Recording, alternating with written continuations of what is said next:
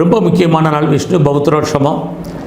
அடுத்து பௌத்திரோ சோபனம். இன்றைக்கி தனிய நாள். இன்றைக்கி பௌத்திர உற்சவம்னா நிறைய பேருக்கு தெரியும்.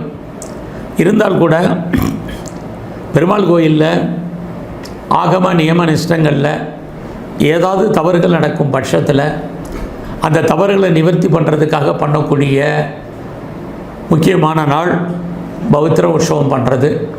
அந்த நாள் இந்த நாளாக இருக்கிறதுனால இந்த வழிபாடு பண்ணுறது ரொம்ப ரொம்ப விசேஷம்.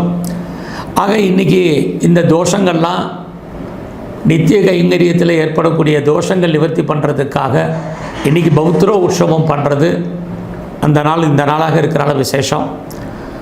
அடுத்து பார்த்திங்கன்னா பவித்திர சோபனம்னு பார்த்தோம். இன்றைக்கி நேற்றுக்கு ஏகாதசி பார்த்தோம். இன்றைக்கி துவாதசி. ஆவணி மாதத்தில் சுக்லபட்ச துவாதசி திதி. இன்னிலேருந்து சாதுர்மாச விரதம் ஆரம்பிக்குது. இன்றைக்கி தயிர் சாப்பிடக்கூடாதுங்கிறது ஐதீகம். சில பேர் மோர் சாப்பிட்லாம் அப்படின்னு சொல்கிறாங்க. தயிருக்கும் மோருக்கும் பெரிய வித்தியாசம் இல்லை. இன்றைக்கி விஷ்ணுவுக்கு பூஜை பண்ணுறது ரொம்ப ரொம்ப விசேஷம்.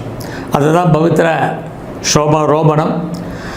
ஆக இன்றைக்கி பெருமாளுக்கு வனமாலை சாத்துறது ரொம்ப ரொம்ப விசேஷம்.